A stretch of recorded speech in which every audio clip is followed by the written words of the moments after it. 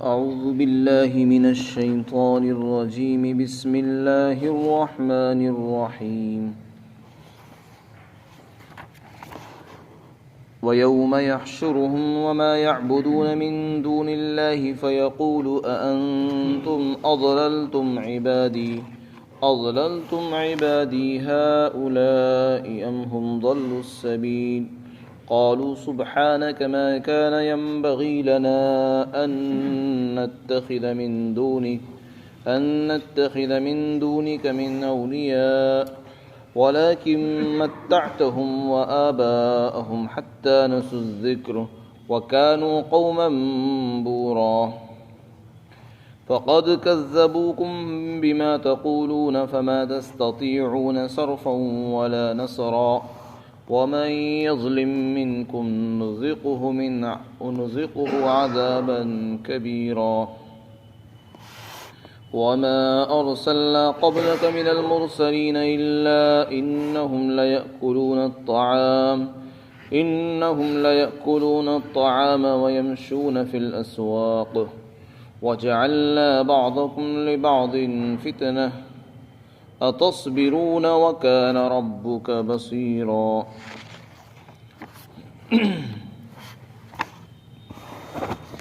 اور اس دن کو یاد کرو جس دن اللہ ان کافروں کو جمع کرے گا اور ان خداؤں کو بھی جمع کرے گا جن کی یہ اللہ کو چھوڑ کر عبادت کرتے تھے، اور پھر ان سے پوچھے گا کہ میرے ان بندوں کو کیا تم لوگوں نے گمراہ کیا تھا یا یہ خود ہی راستے سے بھٹک گئے تھے؟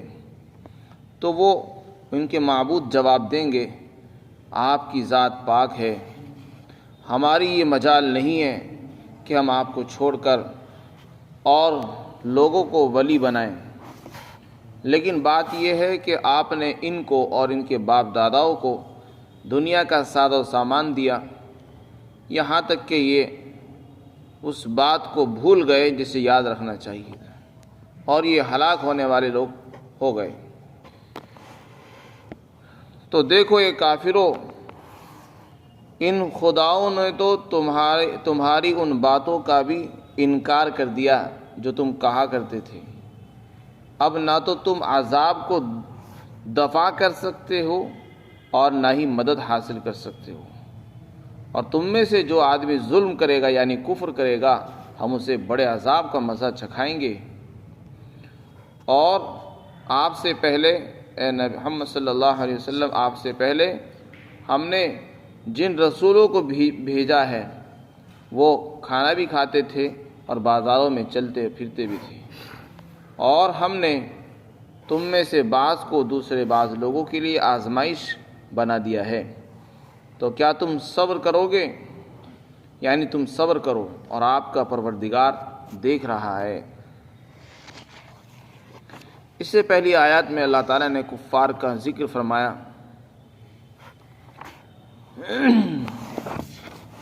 جو لوگ اللہ کو چھوڑ کر دوسروں کو خدا بناتے ہیں اور ان کو کارساز بنائے ہوئے ہیں اور انہی کو سب کچھ سمجھ بیٹھے اور اللہ کو بھلا دیا ہے، اللہ تعالیٰ ان کے متعلق فرماتے کہ ان کو بتاؤ،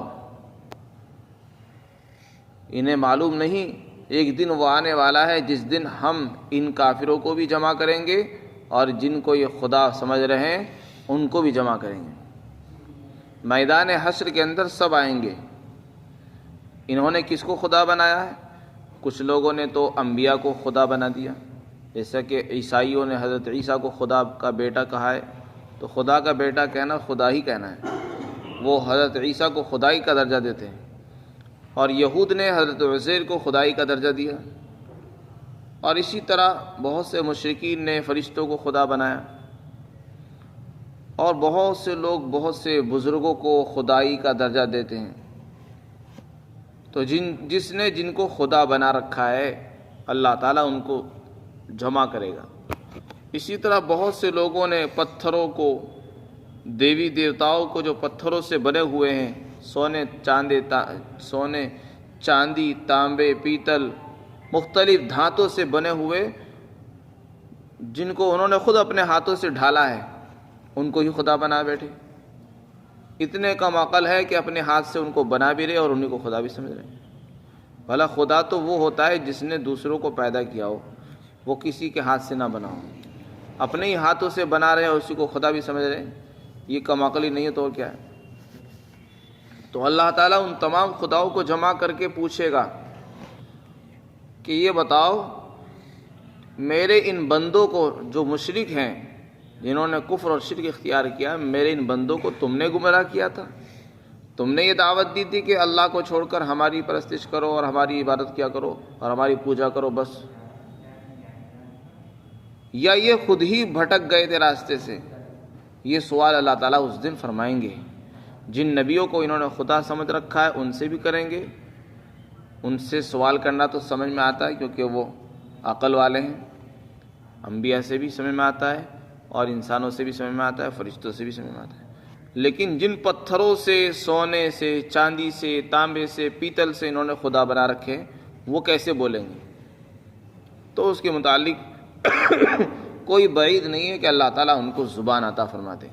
جب اللہ تعالیٰ انسان کے ہاتھوں کو زبان دیں گے، پیروں کو زبان دیں گے، اس کے جسم کے کھال کو زبان دیں گے، وہ گویائی عطا فرمائیں گے، وہ بولیں گی، تو پتھر کے لیے گویائی کا ملنا کوئی مشکل نہیں ہے کوئی، تو اللہ تعالیٰ اس پر قادر ہے کہ ان کو بھی زبان عطا فرما دے اور ان سے سوال کریں کہ یہ بتاؤ تم نے ان کو اپنی پرستش اور پوجا پاٹ پر لگایا تھا یا خود لگ گئے تھے؟ یہ سوال ہوگا۔ اس لیے کہ یہ جو کافر جتنے بھی ہیں جس کو بھی خدا سمجھ رہے ہیں وہ یہ سوچ کر کرتے ہیں کہ اصل ہم مانتے تو اللہ ہی کو، لیکن یہ ہماری سفارش کریں گے، ان کو اپنا سفارشی بتاتے ہیں کہ یہ ہماری سفارش کرا دیں گے اور ہمیں بچا لیں گے اور ہمیں نجات دلائیں گے اور ہمیں چھٹکارا دلائیں گے، ان کو اپنے لیے کارساز، نجات دہندہ اور کام بنانے والا، مشکل کشا سمجھتے ہیں، تو یہی سوچ کر ان کی عبادت بھی کرتے ہیں۔ اگر آپ ان سے پوچھیں تم اللہ کو نہیں مانتے کہ نہیں مانتے، سب کا خدا ایک ہے، وہ یہی کہیں گے پھر ان کی پوجا کیوں کرتے ہو؟ کہ یہ مشکل وقت میں ساتھ دیتے ہیں، یہ ہماری اللہ کے یہاں سفارش کرائیں گے، یہ ہماری اللہ کے یہاں بخشش کرائیں گے، ہم اس لیے ان کی پوجا کر رہے ہیں۔ تو یہ سوچ کر جو انہوں نے عبادت کی تھی، اب ان سے سوال ہوگا کہ ان کے خداؤں سے پوچھا جائے گا، وہ خدا انکار کر دیں گے، وہ کہیں گے پروردگار آپ کی ذات پاک ہے، ہماری یہ ہمت اور یہ ہماری یہ مجال کہاں کہ ہم آپ کو چھوڑ کر یہ کہتے کہ تم ہمیں خدا بناؤ، کسی اور کو ہم ولی بنائیں، اس کی تو ہمارے اندر گنجائش بھی نہیں تھی، اور بھلا ہم تو خود یہ کام نہیں کر سکتے، دوسروں کو کیسے دعوت دیتے تم ہمیں خدا سمجھ بیٹھو؟ تو اس دن وہ بالکل صاف برات کا اظہار کر دیں گے، پلہ جھاڑ دیں گے۔ یہ لوگ جس دھوکے میں مبتلا ہیں کہ وہ ہماری سفارش کریں گے، کچھ نہیں کریں گے۔ اس دن پھر اللہ تعالیٰ ان سے پوچھے گا دیکھو تم جس دھوکے میں مبتلا تھے اور یہ سوچتے تھے کہ ہمیں بچائیں گے، ہمیں چھڑائیں گے اور ہماری سفارش کرائیں گے، یہ تو صاف انکار کر بیٹھے تمہاری عبادت کا۔ اب تم جس امید پر ان کو خدا بنا کر لائے ہو، نہ تو تم ان سے اپنی بخشش کروا سکتے اور نہ ہی مدد کروا سکتے ہو اور نہ ہی تم عذاب کو ٹال سکتے ہو، نہ ٹلوا سکتے ہو، لہذا بس تمہارا ٹھکانہ ایک ہی ہے جہنم۔ اس دن وہ ہکے بکے رہ جائیں گے، حیران رہ جائیں گے کہ ساری زندگی ہم نے ان کی عبادت کی، ہم نے ان کو یہ سمجھا کہ ہمارے کارساز ہیں، اور وہ اسی دن ان کے خدائی خود ان کو منہ پر انکار کر دیں گے کہ ہم نے کسی کو دعوت نہیں دی تھی، انہوں نے تو خود عبادت کی ہے، نہ ہم نے کسی کو بلایا تھا، نہ ہم نے کسی کو دعوت دی تھی کہ تم ہمیں خدا مانو اور ہمیں اپنا بڑا سمجھو۔ اس دن سب انکار کر دیں گے۔ تو پھر وہ خدا ان کے کہیں گے کہ بات یہ ہے آپ نے ان کو جو دنیا کا سامان دیا، دنیا میں عیش اور آرام، مال و دولت عطا فرمایا تھا، یہ اس دولت کے نشے میں اتنے گم ہو گئے کہ یہ خدا کو بھول بیٹھے تھے، اور جس کو یاد رکھنا چاہیے اس کو یاد رکھنا چھوڑ دیا، اور مال ہی کی محبت میں، اس کی خواہشات میں لگ گئے، یہاں تک کہ یہ ہلاک ہو گئے۔ یہ تو اس کا انجام ہے۔ پھر اللہ تعالیٰ فرمائیں گے تم میں سے جس نے بھی ظلم کیا ہوگا ہم اس کو عذاب کا مزہ چکھائیں گے۔ اللہ تعالیٰ فرما رہے کہ اگر کسی نے ابھی کفر کیا ہے تو وہ توبہ کرے، اگر کسی سے غلطی ہو گئی ہے، کسی نے کسی مسلمان کو، کسی کافر کو یا کسی بھی مخلوق کو اپنا خدا کارساز سمجھائے، اس کو چاہیے کہ اللہ سے سچی توبہ کرے اور اللہ کو اپنا خدا مانے، اور اگر توبہ نہیں کرے گا، اسی حال میں مر جائے گا، تو پھر اللہ تعالیٰ فرماتے ہیں اس کو ہم بڑے عذاب کا مزہ چکھائیں گے جس سے چھٹکارا نہیں مل پائے گا۔ فرماتے اللہ تعالیٰ اور اس دن کو یاد کرو جس دن ہم ان کافروں کو بھی جمع کریں گے میدان حشر میں، اور ان کے ان خداؤں کو بھی جمع کریں گے جن کی عبادت کرتے تھے اللہ کو چھوڑ کر۔ پھر اللہ تعالیٰ ان کے ان خداؤں سے، باطل خداؤں سے پوچھے گا کیا تم نے میرے ان بندوں کو گمراہ کیا تھا یا یہ خود راستے سے بھٹک گئے تھے؟ تو وہ جواب دیں گے نہیں، آپ کی ذات تو پاک ہے، یعنی آپ تو شرک سے پاک ہیں، ہماری بھی یہ مجال نہیں ہے کہ ہم آپ کو چھوڑ کر اور دوسرے لوگوں کو خدا بنائیں، ولی بنائیں۔ لیکن معاملہ یہ نہیں، معاملہ یہ تھا کہ آپ نے ان کو اور ان کے باپ داداؤں کو جو سامان دیا، دولت دی ہے، اتنا مال آپ نے ان کو دیا کہ یہ اسی میں لگ کر بھول گئے ذکر کو اور یہ ہلاک ہو گئے۔ تو پھر اللہ تعالیٰ ان کافروں سے کہیں گے کہ دیکھو اے کافروں، انہوں نے تو تم کو بھی جھٹلا دیا، تم جو کہا کرتے تھے کہ یہ ہماری بخشش کرائیں گے، تمہاری ان باتوں کے اوپر پانی پھیر دیا انہوں نے۔ اب تم نہ تو تم عذاب کو دور کر سکتے ہو، نہ ہی مدد کر سکتے ہو کسی کی، نہ مدد کروا سکتے ہو، اور تم میں سے جو ظلم کرے گا یعنی کفر کرے گا، ظلم کہتے ہیں کفر کو، اللہ کا انکار یہ سب سے بڑا ظلم ہے۔ تو یہاں ظلم سے مراد ہے کفر۔ جو آدمی بھی اللہ کا انکار کرے گا اور اس نے توبہ نہیں کی، اسی حال میں دنیا سے چلا گیا، تو ہم اس کو بڑے عذاب کا مزہ چکھائیں گے۔ اس کے بعد یہ جو آخری آیت ہے اس پارے کی، اس میں جواب دیا گیا ہے۔ اس سے پہلے مشرکین نے ایک اعتراض کیا تھا رسول اللہ کی رسالت اور نبوت پر کہ ہم آپ کو نبی نہیں مانتے۔ کیوں نہیں مانتے؟ اس کی وجہ بیان کی تھی، کیونکہ آپ تو ہماری طرح کھاتے ہیں، ہماری طرح بازاروں میں چلتے پھرتے ہیں۔ اگر آپ انسان ہی ہیں اور نبی ہیں واقعتاً، تو پھر آپ کے ساتھ کوئی خزانہ ہونا چاہیے، کوئی بڑے مالدار ہوتے، آپ حیثیت والے ہوتے، دبدبے والے ہوتے، آپ کے کچھ باغات ہوتے جن میں سے آپ کھاتے، یا کوئی فرشتہ آپ کے ساتھ چلتا، تو کوئی تو بات ہوتی تینوں میں سے۔ تو انہوں نے نبی کی صفات اور اوصاف اپنی عقل سے خود طے کر دی، حالانکہ اللہ کو پتہ ہے کس نبی کے اندر کون سی صفات ہونی چاہیے، کون کس نبی بننے کے لائق ہے، کون نہیں ہے، یہ اللہ فیصلہ کرتا ہے، کوئی انسان نہیں کرتا، نہ کسی کے کرنے سے اللہ تعالیٰ کرتے ہیں۔ تو کسی کو حق نہیں کہ نبی کی صفات خود اپنے ذہن سے طے کرے۔ تو انہوں نے چونکہ نبی کے لیے یہ معیار مقرر کیا تھا کہ نبی تو ایسا ہونا چاہیے جو کھانا بھی نہ کھاتا ہو، تو اس کا جواب اللہ تعالیٰ دیتے ہیں، ہم نے آپ سے پہلے جتنے بھی رسول بھیجے ہیں سب کھانا ہی کھاتے تھے اور بازاروں میں بھی چلتے تھے۔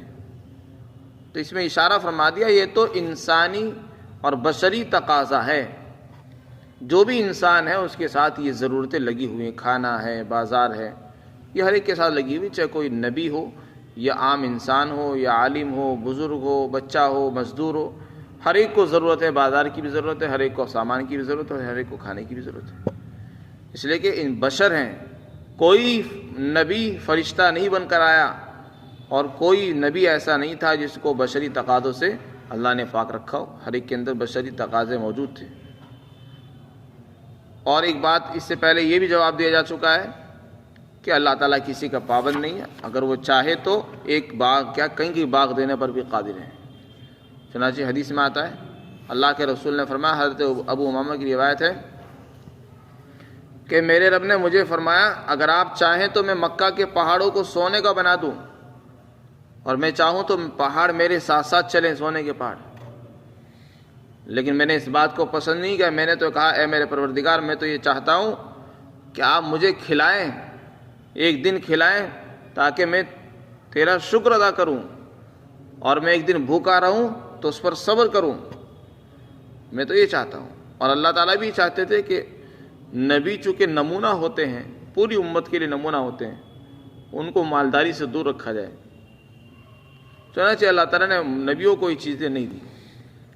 آپ صلی اللہ علیہ وسلم کو چونکہ نمونہ بنانا تھا، اگر آپ کو مال و دولت دے دیا جاتا تو پھر تو لوگوں کے لیے بہانہ ہو جاتا کہ ہمارے نبی جب مالدار تھے تو ہم مالدار اگر ہیں تو اس میں تو ہم نبی کی پیروی کر رہے ہیں. ہمارے نبی تو ایسا جوڑا پہنتے تھے تو اگر ہم پہنے تو کیا حرج ہے. پھر لوگ دلیلیں دیا کرتے ہیں. تو نبی پاک صلی اللہ علیہ وسلم ساری امت کے لیے نمونہ بن کر آئے ہیں. اس لیے انہوں نے بھی اپنے لیے مالداری کو پسند نہیں فرمایا بلکہ اپنے لیے فقر و فاقے کو پسند کیا اور یہ کہا کہ میں تو ایک وقت کھاؤں اور آپ کا شکر ادا کروں اور دوسرے وقت بھوکا رہوں اور صبر کروں. میں تو یہ چاہتا ہوں اگر مل جائے تو شکر ہے, نہیں ملے تو صبر.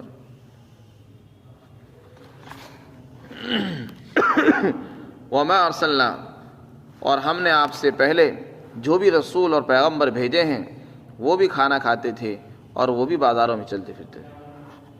پھر آگے اللہ رب العزت نے ارشاد فرمایا کہ ہم نے بعض انسانوں کے لیے امتحان اور آزمائش بنا رکھا ہے. اس روئے زمین پر اگر ہم چاہتے ہیں, ویسے تو اللہ میں ہر چیز کی طاقت ہے. اللہ اگر چاہے سارے انسان تندرست پیدا ہوں, کوئی کبھی بیماری نہ ہو, یہ کرنے پر اللہ قادر ہے. اور بیماروں کی دنیا سے خاتمہ ہو جائے, کوئی نہ مریض ہوگا نہ ڈاکٹر ہوں گے, اس پر اللہ کو قدرت ہے. لیکن اللہ نے ایسا کیا نہیں. اور اس پر بھی اللہ کو قدرت ہے کہ سارے مالدار ہو جائیں, کوئی فقیر نہ رہے, کوئی بیمار نہ رہے, کوئی فقیر نہ رہے, کوئی مفلس نہ ہو. اور اس پر بھی اللہ کو قدرت ہے کہ سب عہدے منصب بڑے بڑے عہدوں پر پہنچ جائیں. سب پر اللہ کو قدرت ہے. سب مالدار بن جائیں, سب تندرست ہو جائیں, سب تندرست ہو جائیں, بیمار کوئی بھی نہ رہے دنیا میں. اس پر اللہ کو پوری قدرت حاصل ہے. لیکن اللہ نے ایسا کیا نہیں. کیوں نہیں کیا؟ اس لیے کہ اللہ کو نظام چلانا تھا. جب سارے ہی مالدار ہو جائیں گے پھر کام کون کرے گا؟ سارے نواب ہو جائیں گے, کام کون کرے گا؟ اور جب سارے ہی مالدار ہو جائیں گے, بے نیاز ہو جائیں گے, تو پھر اللہ کے سامنے ہاتھ کون پھیلائے گا؟ بیمار ہوتا ہے انسان تو وہ اس کو اپنی قدر یاد آتی ہے, صحت تندرستی کی نعمت اس کو یاد آتی ہے, پھر اللہ کے سامنے ہاتھ پھیلاتا ہے. تو اللہ تعالیٰ نے کچھ لوگوں کو مالدار بنایا, کچھ کو غریب بنایا, کسی کو تندرست بنایا, کسی کو بیمار بنایا, کسی کو بادشاہ بنایا, کسی کو فقیر بنا دیا. یہ مختلف درجات اللہ نے رکھے ہیں. اس میں مالدار آزمائش ہے غریب کے لیے, غریب آزمائش ہے مالدار کے لیے, تندرست آدمی آزمائش ہے بیمار کے لیے, بیمار آدمی آزمائش ہے تندرست آدمی کے لیے. وہ کیسے؟ جس کو اللہ نے مال دیا ہے, اب اس کی آزمائش یہ ہے کہ وہ شکر کرتا ہے نہیں کرتا. اگر وہ شکر کر رہا ہے تو وہ اپنے امتحان میں کامیاب ہے. اور جس کو اللہ نے مال نہیں دیا اس کی بھی آزمائش ہو رہی ہے, امتحان ہو رہا اس کا. اللہ تعالیٰ یہ چاہتے ہیں کہ جب آدمی غریب ہو تو صبر کرے. تو اگر وہ صبر کرتا ہے تو وہ اپنے امتحان میں کامیاب ہے. اسی طرح بیمار آدمی کا امتحان یہ ہے کہ وہ بیماری میں صبر کرے, اور تندرست آدمی کا امتحان یہ ہے کہ وہ نعمت کے ملنے پر شکر ادا کرے, گھمنڈ میں, غرور میں, تکبر میں مبتلا نہ ہو.